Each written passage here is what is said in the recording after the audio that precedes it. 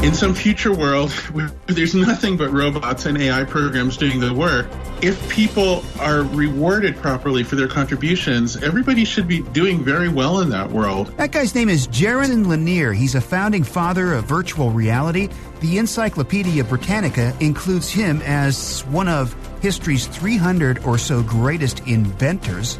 He's published several books, won several awards, and you are going to meet him today right here on Komando On Demand. As a matter of fact, part one of Kim's interview with Jaron is just a few moments away. First, welcome to Komando On Demand, Insider Edition, your fast-paced weekly update straight from Kim's desk to your ears.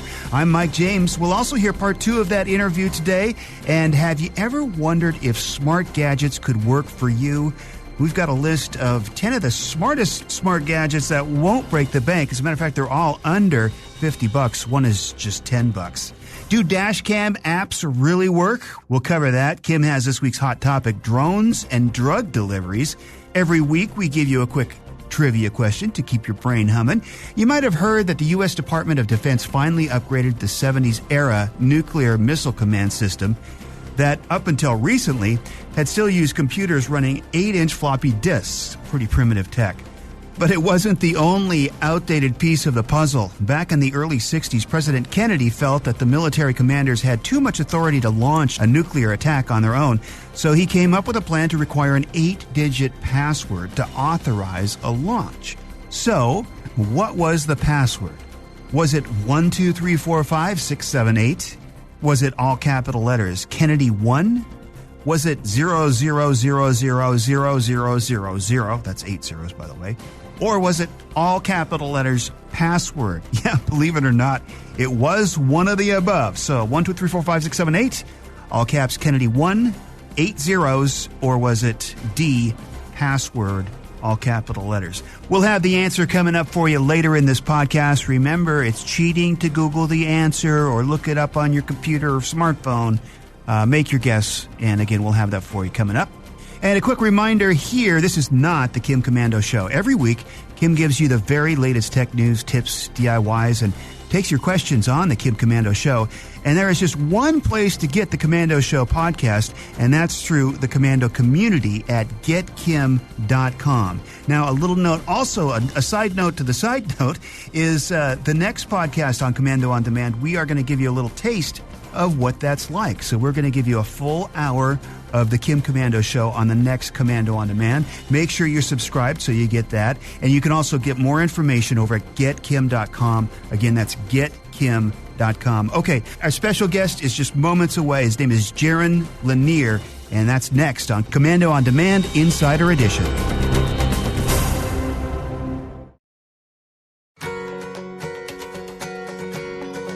This is Komando On Demand, where we talk to some of the most influential people in technology, the innovators that shape the future and trailblazers who challenge and inspire us to do amazing things.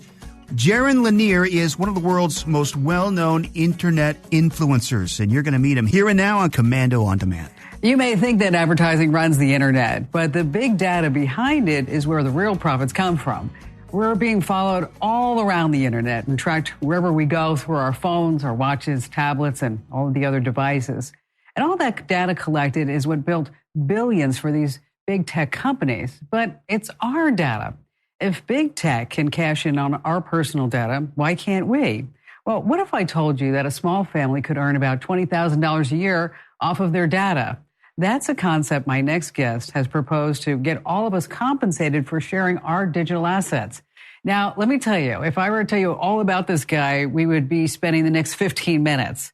But he's a computer scientist, he's an author, he's the founding father of virtual reality, and I'm so excited to welcome Silicon Valley maverick, Jaron Lanier. Thanks so much for being on the show. Now, I have to tell you, you have one of the most impressive, interesting, eclectic backgrounds I think I've ever read. Where did all this start? I mean, I don't know. I guess you give a kid a weird childhood and send him to Silicon Valley where there's all kinds of opportunities, and who knows what'll happen. Well, so you helped devise some of the gadgets in Minority Report. Yeah, it's true. And then there was the Lawnmower Man movie. Right? My problem with that is that I don't think Pierce Brosnan was a handsome enough leading man to play me, but you take what you can get. Well, you know what? I can totally see that right here. I mean, it's a problem. I mean, I would have gone for more of the Brad Pitt. Yeah. Somebody like that. Too young in those days to do it, though. That's the problem. Yeah. And now you're listed as like one of the top inventors of the world and in the encyclopedias. And now you're also involved in some startups. Tell me about those. Oh, geez. When I was in my 20s, I had the first virtual reality startup. I also, that effect where you see little things added to your face or you're turned into somebody else or a dog or something that you see on Snapchat these days? Yes. I actually made the first thing like that with some friends, and we sold that one to Google. And I did another thing, the first surgical simulator with some colleagues at Stanford, and that one's part of Pfizer now. And there's another one that's part of Oracle, and a thing that's part of Adobe. It's early 3D software. Yeah, so I did the startup thing in my 20s. It's a great thing to do. It was different back then because these days a lot of it is who you know. You have to know the right people from the start and get the right early investors. Then you have to know the right people to sell your company to one of the giants. In my days, nobody knew how it worked, so it was just chaos, and everything was made up as we went along. And maybe I'm biased, but I think those days were probably more fun than it is these days. Yeah, because I think now it's all about the IPO, becoming the unicorn. How can you get there first? Well, I mean, it was always kind of about that, but you used to have to, it was a complete mystery how you do it. Now it's kind of a known path. You know the right people, and as long as you can make something that works, the road is kind of laid out for you. It's a different situation. So now, what made you want to take on big tech and fix the internet? Well, from really early on, I was involved in the start of the internet in various ways. The main one is I was the chief scientist of something called Internet 2, which was this academic group that figured out how to make it grow big enough to work.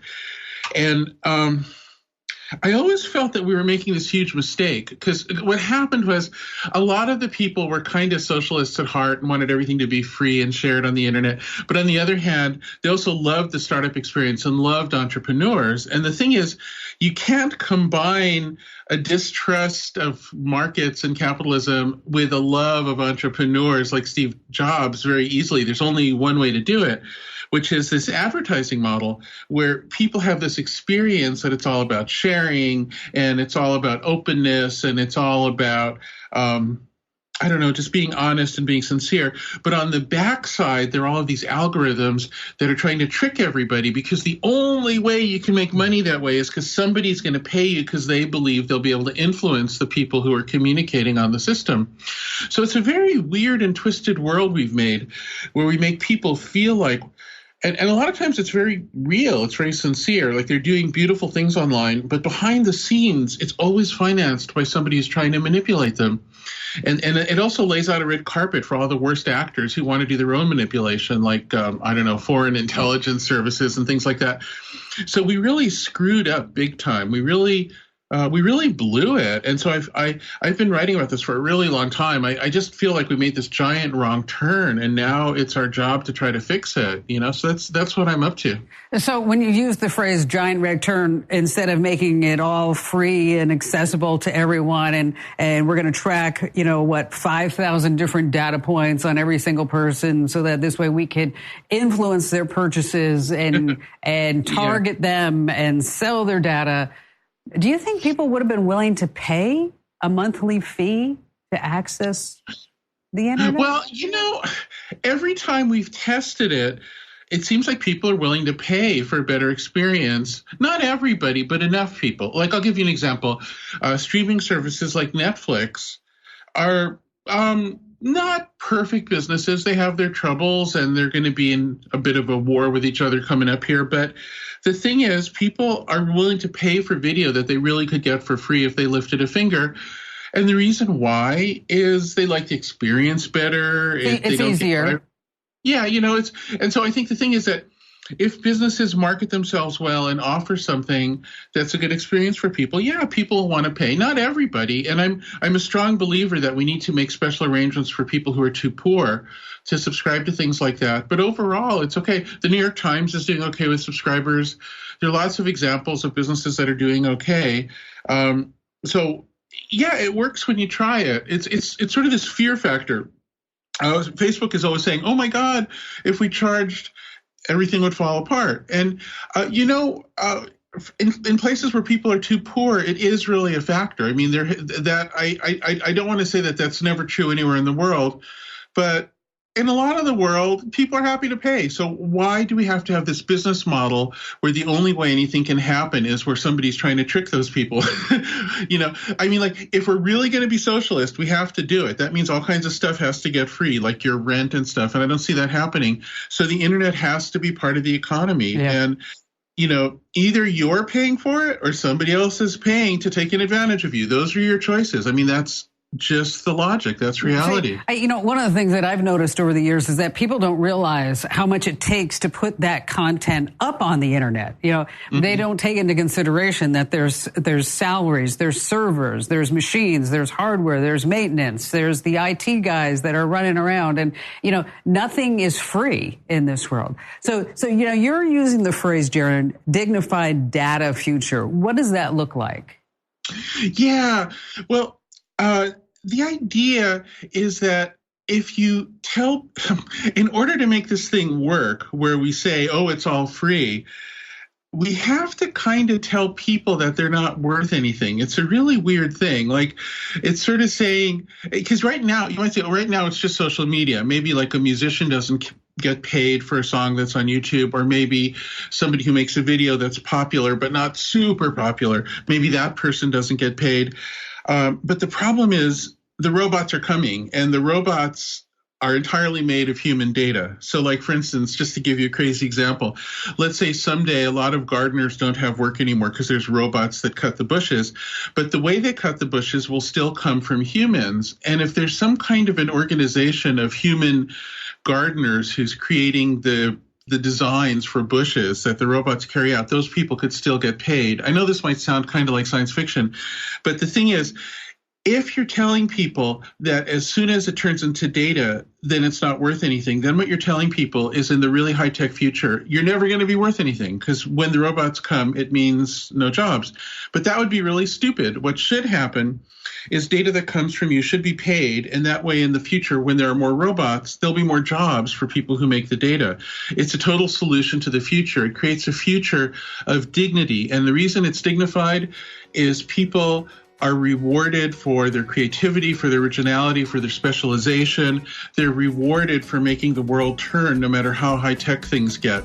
And that's what I call dignity. It's acknowledging that it always comes from people. If we pretend it doesn't come from people, if we pretend that it only comes from tech companies and the people didn't matter, then we enter into this really dark world where people don't feel dignified, and that's a world that won't last. That's a world that'll be unstable. That's like the dark science fiction world that we really need to avoid. Part 2 of Kim's conversation with Jaron Lanier is coming up on Komando On Demand. And next, if you've ever wondered if smart devices are right for you, we've got a list of 10 smart devices that you can get for under $50. As a matter of fact, one of these devices is only $10. All right, so insurance fraud is so bad in Russia that most people, their drivers, they have dash cams on board. So you might be wondering, I can buy a standalone dash cam, but how do the apps really work? Because the apps promise that you can turn your phone to a full-featured car video recorder just a fraction of the cost of a standalone device. You got names like Smart Dash Cam and Cam on Road. It uses your phone's camera, but I have to tell you, the apps just don't have the features of a real dash cam. Nexar comes close. It's paired with a camera that they're going to send you. And they automatically record drives, videos, and events, hard brakes, accidents. They're saved to your phone, actually backed up to your private Nexar account. But if you really want a dash cam, the app is not really going to cut it. You need to buy a device made just for it. You want one with a dual lens camera, a G sensor, night vision, and, of course, an ultra-wide viewing angle. We've got more information and some pics that I like over at Komando.com. So if you want more information about that, just search the box for dash cams.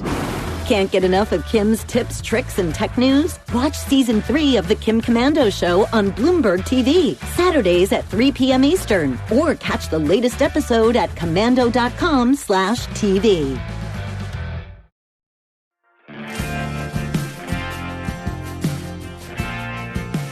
It's Komando On Demand, and of course, smart homes are all the rage. Everybody's talking about smart homes and smart this and smart gadgets. And maybe you've dabbled in a smart gadget or two, have one, I don't know, depending on what you think of it. Are you going to get more? Or maybe you're kind of wondering if smart gadgets are going to be for you. So we have 10 useful smart gadgets for under $50 that just might come in handy. And we're going to start with a smart light bulb, because I do have smart light bulbs in my home and I use them every day. They come in so handy if you wake up in the middle of the night and you don't have to fumble around for a light switch, or, if you're going to bed, you can turn off the light in the kitchen as you're just about in the bedroom. It's kind of cool. One of the easiest ways to get into the smart gadget game is with smart bulbs, such as the Casa Smart Wi-Fi LED light bulb. It's by TP-Link. Now, don't worry, because later on in this podcast, I'm going to tell you exactly how you can take a look at these products and, if you're interested, even buy them. But anyway, the TP-Link can be controlled from anywhere with your smartphone by using the Casa app, and be controlled by your voice with Alexa if you have an Echo or a device that has the digital assistant. Bulbs can be plenty bright, too, with 600 lumens, but offer a dimmable white light. They can also be set up to turn on and off on a schedule, thereby making your life much easier, as I say, if you get home in the middle of the night or whatever it's going to be. That, again, is the Casa Smart Light. Next on our list for under $50, a smart gadget. Well, of course, you're probably aware of the benefits of digital assistants like Echo, and no doubt they can do plenty. You can ask them for the weather, playing music, information. Really, they are pretty impressive gadgets. One of their best attributes is the ability to control other smart devices. So if you really want to have a smart home, you probably need to start with a smart assistant. Now, some are more expensive than others, offering features like video screens and other things, but if you're shopping with a budget for under $50, the Echo Dot is the way to go. Of course, Black Friday's coming up. Don't forget, Amazon, they'll probably be half the price that they are now. Second generation model comes in black or white, and it can do practically everything. Along with the aforementioned things like weather, music, information, Alexa, the assistant, will also help run your smart home. Talk about the smart lights I was just talking about.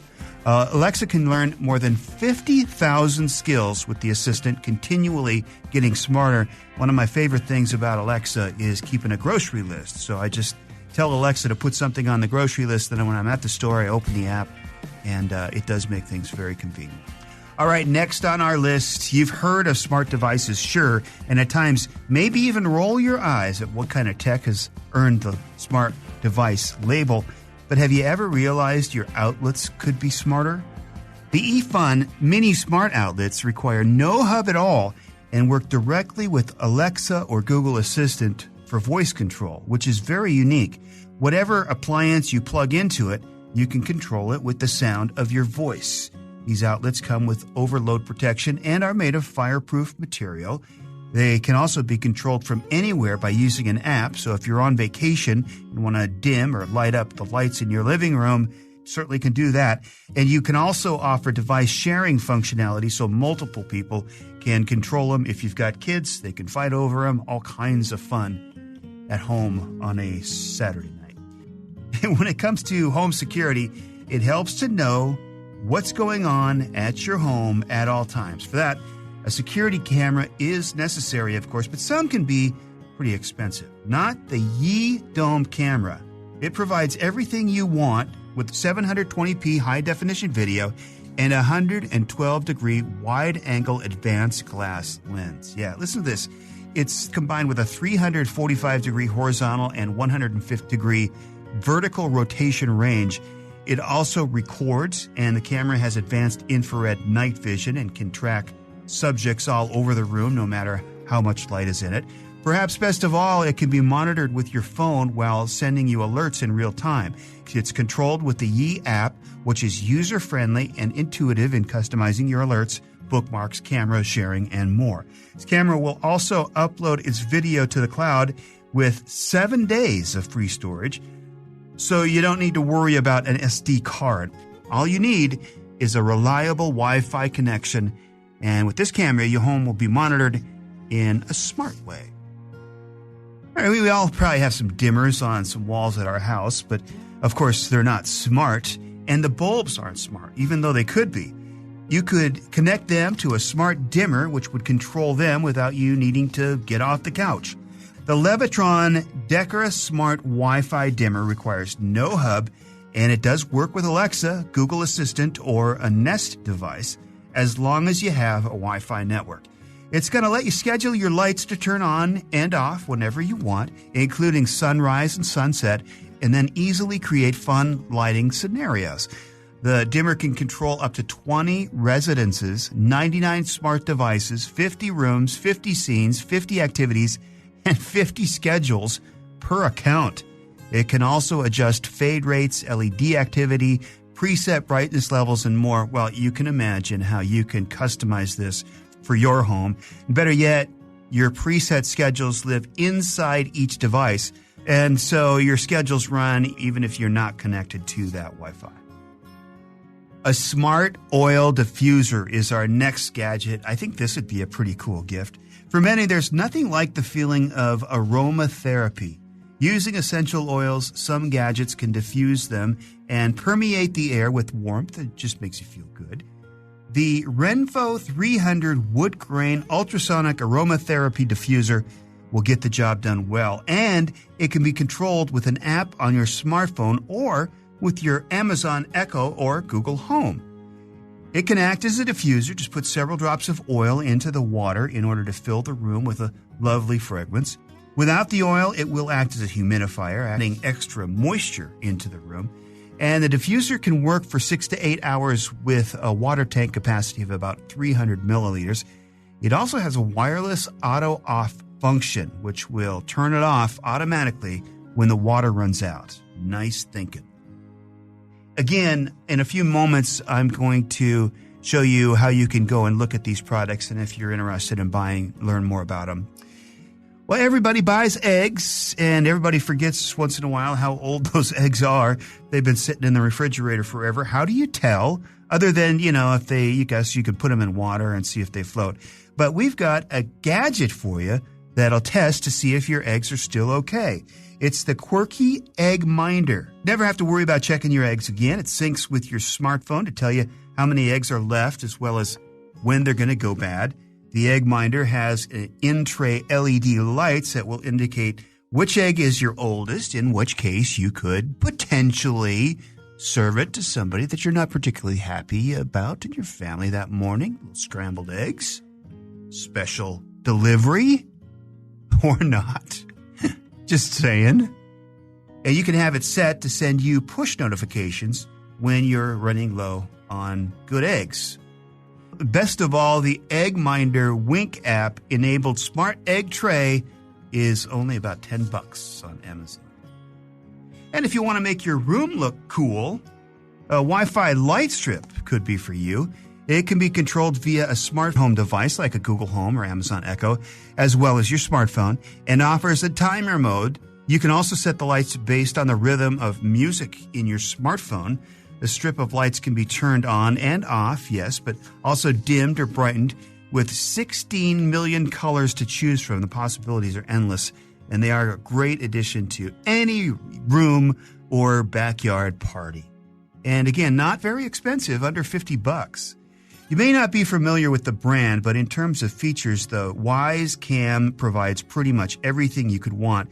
It films in 1080p HD and is great for your front door, kids' room, or anywhere else you may want to put it, as long as it's inside. The Wise Cam works with Alexa, and it has night vision that works up to 30 feet. It connects to 2.4 gigahertz Wi-Fi networks and features a motion tagging technology that detects and outlines motion in both live stream and playback video modes. Motion and sound detection also comes with free rolling 14-day cloud storage. And through the Wise app, which works with iOS and Android, you can manage and share multiple cameras. Finally on our list today is most of us have power strips in our homes, as they are an efficient way of plugging in multiple devices when outlets are scarce. Some act as surge protectors as well, though the best tend to be pretty pricey.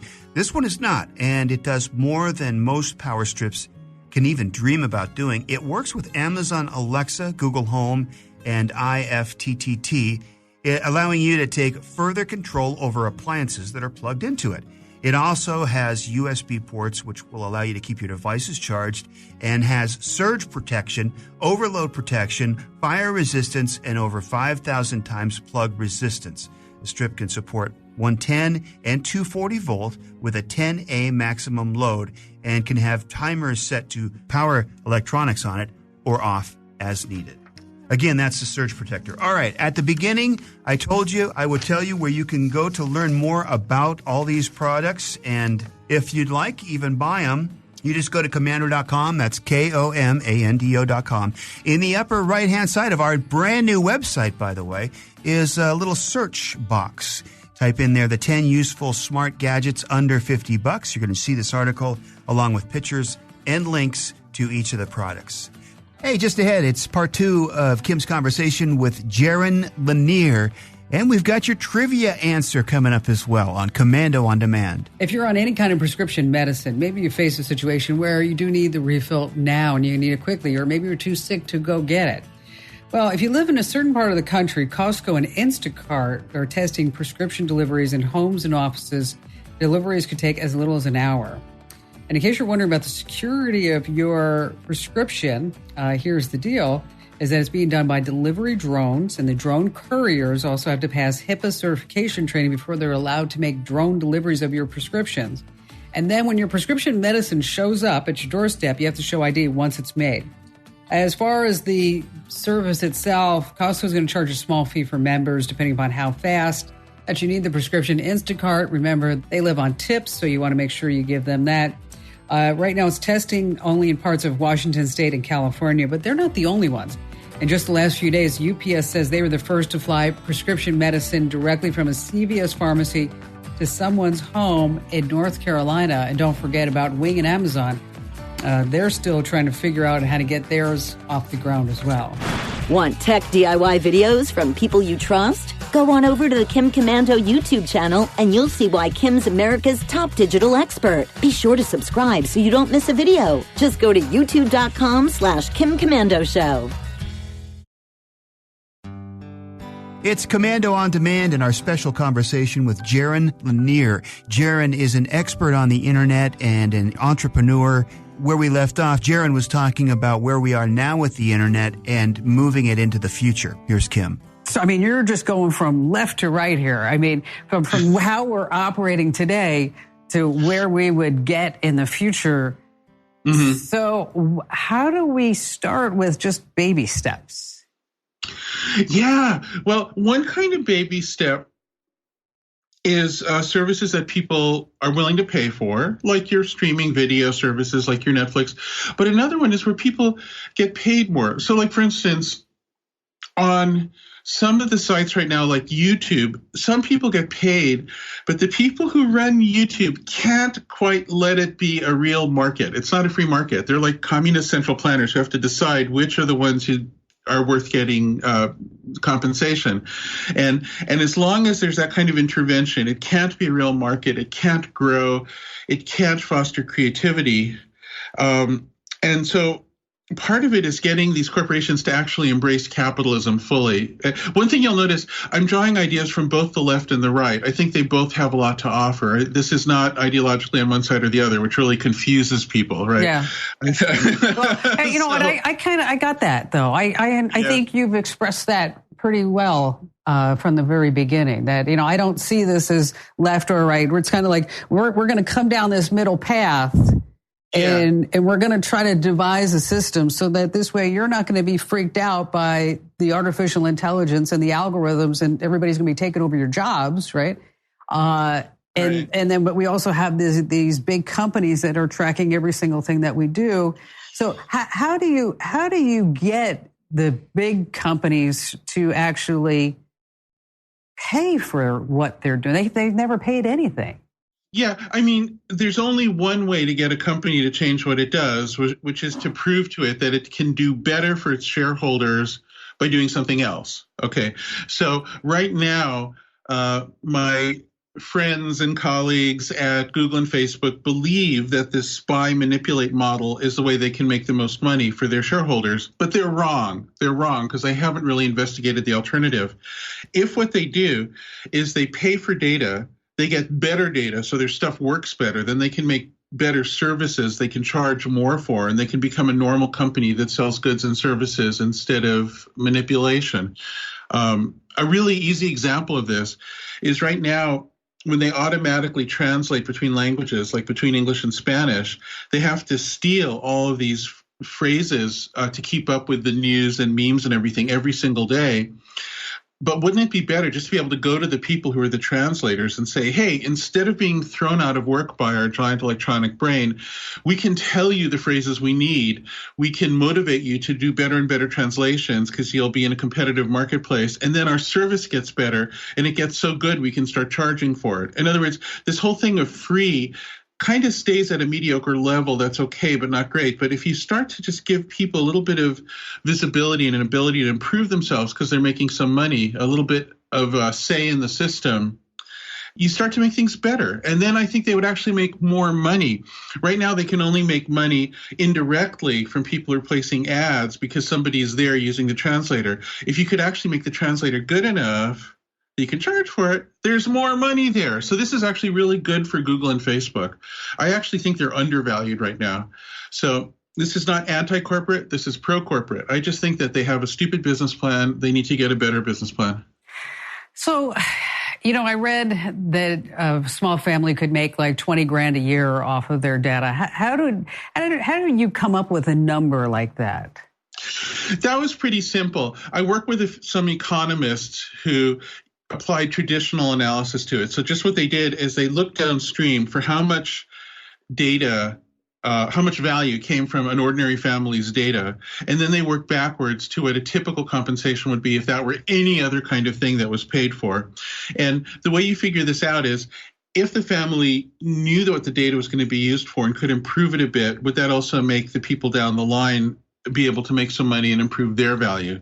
And the figure they came up with in the current circumstance is around $20K a family. I think, though, that that's low for the future for the very simple reason that right now, when we think of data that people create involuntarily that's used to manipulate those people.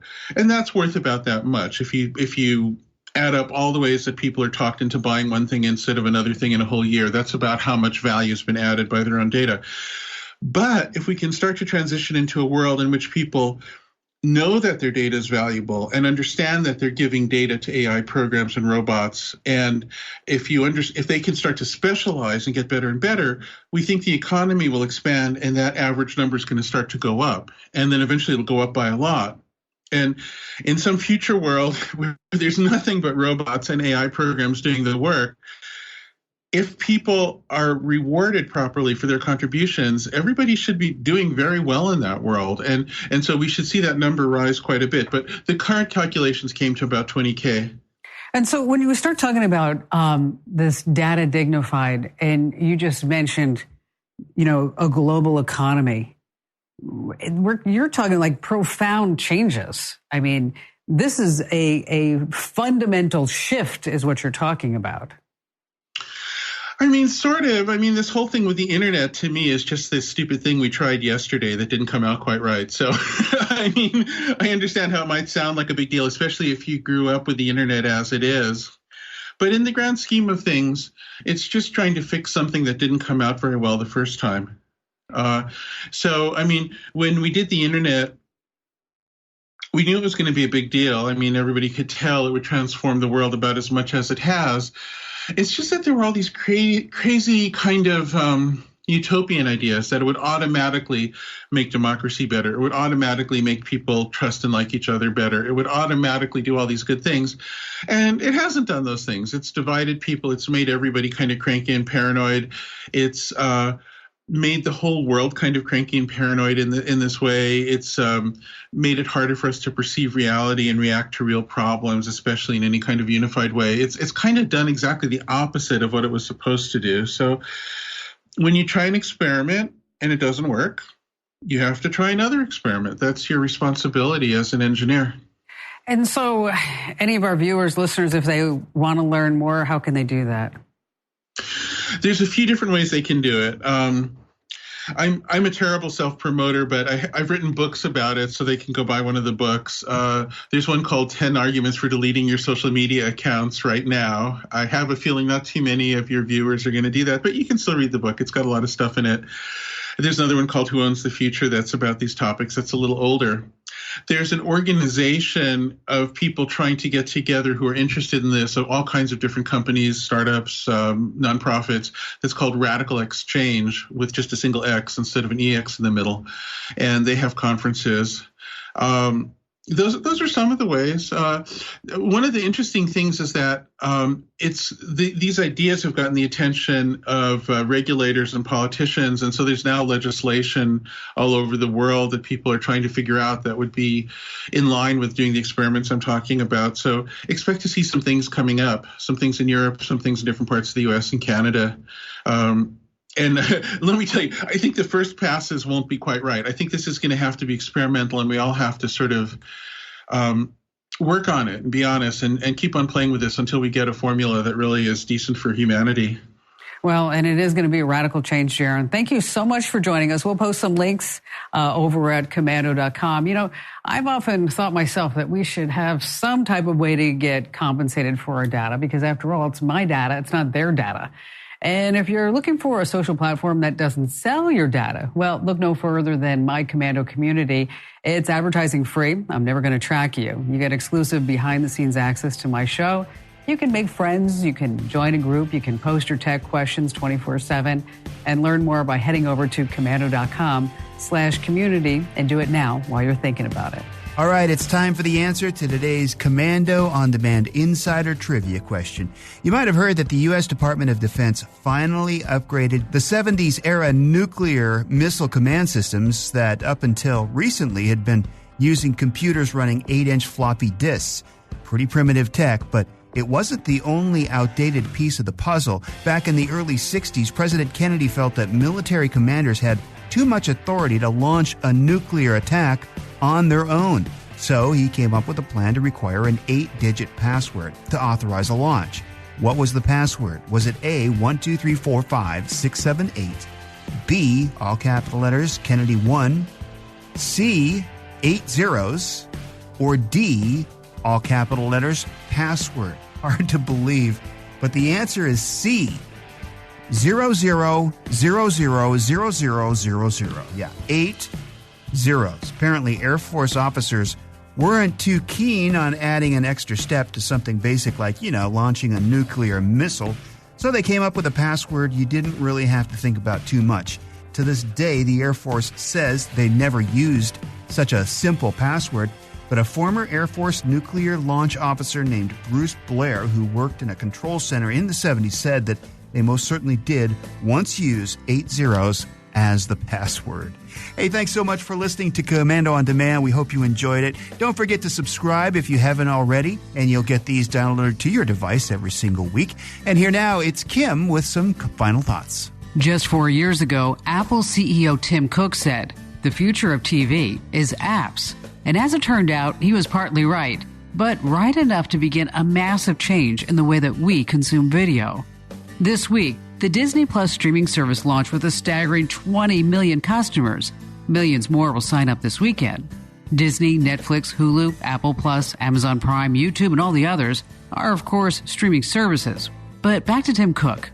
On a TV, those streaming services are launched with an app that's already installed on your smart TV. Or if not, you can easily download one. The numbers buying Disney, watching Netflix, Amazon, and all the others puts the handwriting on the wall for cable and satellite. They are simply no longer necessary. And keep your digital know-how going. Find your local radio station that broadcasts my show, along with more DIY how-tos and tips, videos, free news alerts delivered from me to your email address, along with the Komando community, where you can blog and ask your tech questions on our website. That's Komando.com, and I'll see you right here next week.